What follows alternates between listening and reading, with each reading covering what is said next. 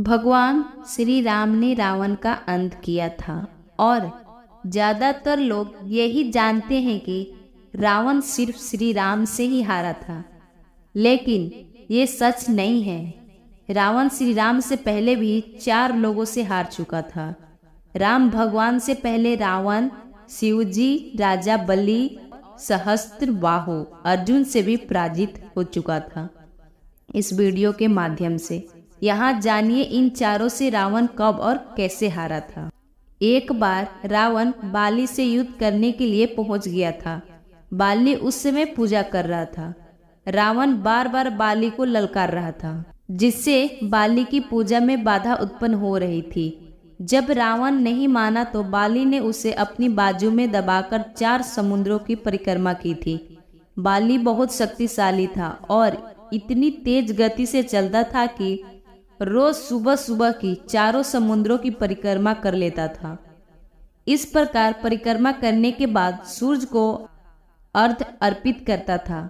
जब तक बाली ने परिक्रमा की और सूर्य को अर्घ्य अर्पित किया, तब तक रावण को अपने बाजू में दबाकर ही रखा था। रावण ने बहुत प्रयास किया, लेकिन वह बाली की पकड़ से आजाद नहीं हो पाया। पूजा के बाद बाली ने रावण को छोड़ दिया था, जिसके बाद रावण ने बाली से मित्रता कर ली थी। बाली बहुत शक्तिशाली था। सहस्त्रबाहु अर्जुन एक क्षत्रिय राजा थे, जिसे 1000 हाथ से, और इसकी वजह से उसे सहस्त्रबाहु अर्जुन भी कहते थे। एक बार जब रावण अपनी सेना लेकर सहस्त्रबाहु से युद्ध करने पहुंचा तो सहस्त्रबाहु ने अपने 1000 हाथों से नर्मदा नदी के बहाव को रोक दिया था।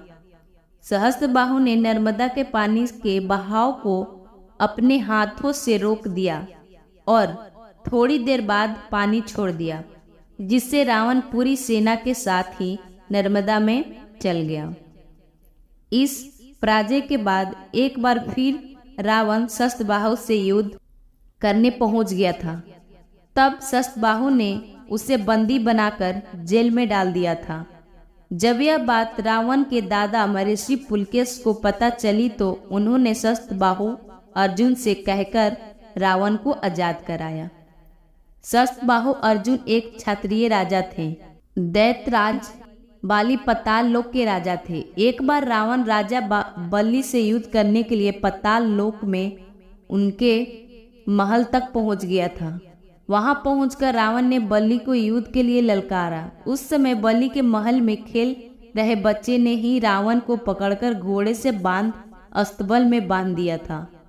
इस प्रकार राजा बलि के महल में रावण की हार हुई। इसके बाद बड़ी मुश्किल से रावण वहां से भागने में कामयाब रहा था। दैत्यराज बलि पाताल लोक के राजा थे। रावण को अपनी शक्ति पर बहुत घमंड था। इस घमंड के नशे में वह शिव जी को हराने के लिए कैलाश पर्वत पर पहुंच गया था। रावण ने शिव जी को युद्ध के लिए ललकारा, लेकिन महादेव ध्यान में लीन थे। रावण कैलाश पर्वत को उठाने लगा। तब शिव जी ने पैर के अंगूठों से ही कैलाश का भार उठा लिया। इस भार को रावण उठा नहीं सका और उसका हाथ पर्वत के नीचे दब गया। इस हार के बाद रावण ने शिव जी को अपना गुरु बनाया था और उनकी उपासना करने लगा था। रावण को अपनी शक्ति पर बहुत घमंड था। इस घमंड के नशे में ही वह शिव जी से झगड़ा किया था। आज दशहरा का त्योहार है, जब भगवान श्री राम ने रावण को हराकर माता सीता को उसके चंगुल से मुक्त कराया था। इसी उपलक्ष्य में हर वर्ष आश्विन मास के शुक्ल पक्ष की 10वीं तिथि को दशहरा मनाया जाता है, जिसे विजयदशमी भी कहा जाता है। धार्मिक मान्यताओं के अनुसार कहा जाता है कि इससे अहंकारी राजा रावण को भगवान श्री राम के सामने 4 बार हार का सामना करना पड़ा था। रावण को आज भी बुराई के प्रतीक के रूप में माना जाता है। रावण दहन इसका ज्वलित उदाहरण है। आज भी जब रावण दहन होता है तो सभी के मन में ये सवाल जरूर होता है कि क्या रावण के सच में 10 सिर थे। हालांकि बुजुर्गों का मानना है कि रावण के 10 सिर थे। 10 बुराइयों का प्रतीक है। काम, क्रोध, लोभ, मोह, देश, घृणा, पश्चाताप, अहंकार, व्यभिचार, धोखा, ये सभी रावण के 10 सिरों के रूप में दर्शाए गए हैं। दरअसल रावण महर्षि विश्रवा और कैकसी नामक राशि जो कि राक्षस के राजा महाराज सुमाली की बेटी थी। रावण को अपने पिता महर्षि विश्रवा से वेद शास्त्रों का ज्ञान मिला था और अपनी माता कैकसी से राक्षसी प्रवृत्ति मिली थी। रावण का एक दूसरा रूप भी है जिसके बारे में बहुत कम लोग जानते हैं। रावण ब्राह्मण कुल से थे और उससे विद्वान सारे संसार में नहीं था। रावण एक कुशल वीणा वादक भी थे। ऐसा माना जाता है कि रावण से शास्त्र करने का साहस उस समय में बड़े से बड़े पंडित में भी नहीं था। और रावण जब वीणा बजाता था तो एक मनुष्य क्या राक्षस, यहाँ तक कि देवलोक की अप्सराएं भी स्वयं को रोक नहीं पाती थी। रावण की वीणा की तान सुनकर मंत्रमुग्ध होकर नृत्य करने लगती थी। रावण बहुत ही बड़ा शिव भक्त था। रावण की गर्जना सुनकर बड़े से बड़े योद्धा के भी पसीने छूट जाते थे।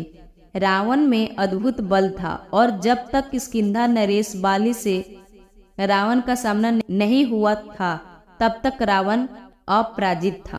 आपको बता दें कि लंका नरेश रावण के 2 भाई और 1 बहन थी जिनका वर्णन रामायण में भी है। रावण के बाद कुंभकर्ण जो कि 6 महीने सोने और 6 महीने जागने के लिए मशहूर था। सबसे छोटा विभीषण जिसने रावण का साथ छोड़कर प्रभु राम का साथ दिया था। और आखिर में बहन सुपनेखा जिसने वनवास के दौरान लक्ष्मण के सामने विवाह का प्रस्ताव रखा था और क्रोधित होकर लक्ष्मण ने सुपनेखा का नाक और कान काट दिए थे। रावण शिव का अन्य भक्त था। रामायण में कई जगह इनका उल्लेख भी मिलता है। लंका के बारे में एक दंतकथा प्रचलित है कि शिव ने लंका का निर्माण देवी पार्वती से कहने पर करवाया था, परंतु गृह प्रवेश के समय रावण ने भगवान शिव से लंका दक्षिणा में मांग ली थी। ब्राह्मण होने के कारण शिव रावण को मना नहीं कर सकते थे और मजबूरवश उन्होंने रावण को लंका दान में दे दी थी। रावण की शिव भक्ति से प्रसन्न होकर भगवान शिव ने उसे कई वरदान भी दिए। एक बार रावण भगवान शिव की आराधना कर रहा था। भगवान शिव को प्रसन्न करने के लिए रावण ने 10 बार अपना सिर काटकर भगवान शिव को चढ़ा दिया था। रावण के भक्ति भाव से प्रसन्न होकर भगवान ने राम को दशानन होने का वरदान दिया और साथ ही साथ ये भी वरदान दिया कि रावण के प्राण तब तक कोई नहीं ले पाएगा जब तक कोई उसकी नाभि पर प्रहार नहीं करता। रावण के प्राण उसकी नाभि में था और रामायण के युद्ध में प्रभु राम ने कई बार रावण का सिर काट दिया। कई कोशिश की फिर भी रावण को नहीं मार पाए। अंततः विभीषण के कहने पर ही राम ने रावण की नाभि में बाण मारा, तब जाकर रावण की मृत्यु।